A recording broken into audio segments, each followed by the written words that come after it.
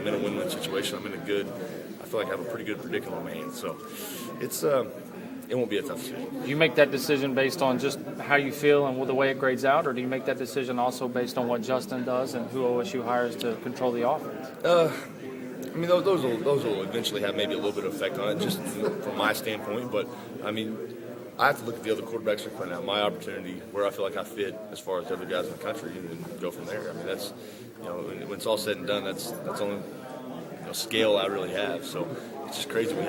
Basically after this game, we'll have about 16 days to make a decision, but it's part of it. So like I said, I'm the least bit stressed about it. I'm not worried about it one bit. So it's a good situation to be in for myself, I feel like. Back in July, you were in a hotel kind of like this before the season started, and people asking you how you're going to do in this offense, how it's going to work. Now we're in a hotel before a ball game asking you about the NFL. I mean, can you just talk about the progression of how this season has gone for you? Yeah, it's crazy. I remember that day very well because everybody kept saying, everybody's picking me to win 5, 6, 7 games. I said, let's just talk after the season. And here we are. We got one game left, and we proved a lot of people wrong. As you know, we talked quite a bit, but myself, I mean, I feel like I exceeded some expectations of my own in a way.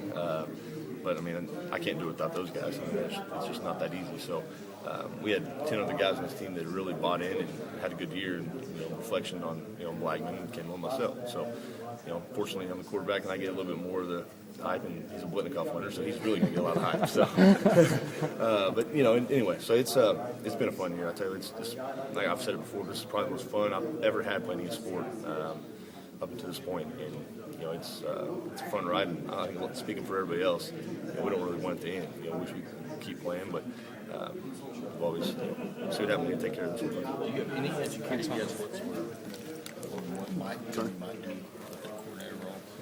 I really don't. I mean, way more than I do about it. I mean, if I were to guess, I would say he would go out and get a guy that runs a similar system. But as far as who, I have no idea. I don't know who.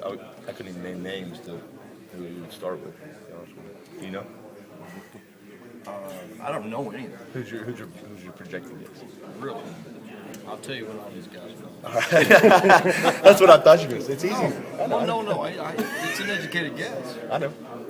But I mean, and if you nod your head, I might run it in the paper.